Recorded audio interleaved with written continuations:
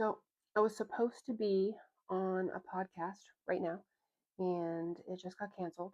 So I thought that maybe I would just share what's been on my heart today, and it correlates with a chapter in my book, Growth in the Grief. I have this sticky note over here. Actually, I'll pull it off. Hopefully, it goes back to sticking. And it hangs on my monitor from Amos 3:3. It says, "Can two people walk together without agreeing on the direction?"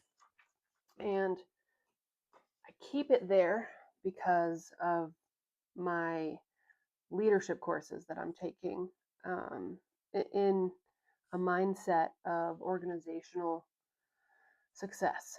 However, it is applicable in marriage as well. And so I thought that um, it might be good to read the section of my book that covers marriage.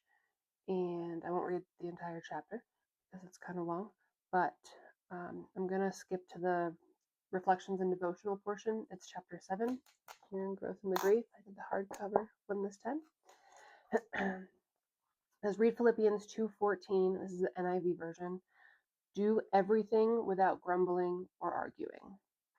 I wrote, "This verse should have probably been tattooed on my head during my first two marriages, and that is not to state that other mistakes weren't made.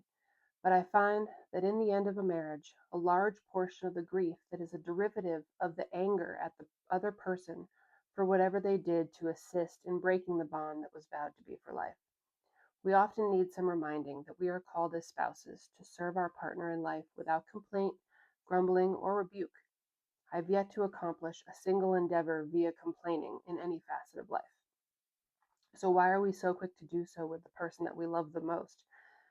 Can only come from the enemy. It is so easy to hear those whispers that the laundry isn't put away because your spouse doesn't care, or they spend so much time on video games because they don't like you. So the pent up anger is released via complaints. I can say with a whole heart that I definitely contributed to the animosity in my marriages by doing the exact opposite of what this verse says to do.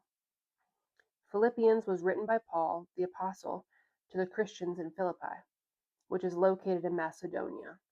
On a map today, that area also includes a portion of Greece.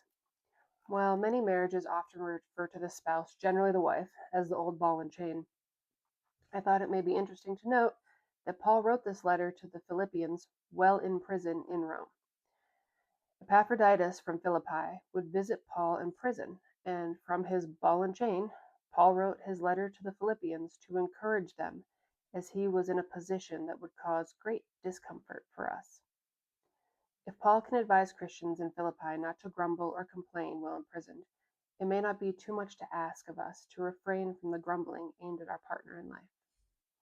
This is not to say we should not communicate feelings about behaviors to our spouse, but marriage will look a lot different when it sounds something like, "I appreciate you and everything you do around here. I know you were probably just busy and didn't notice, but it would really make my day easier if you could put the laundry in the hamper instead of on the floor." Rather than, "Is it that hard to put something where it goes? I am so tired of this.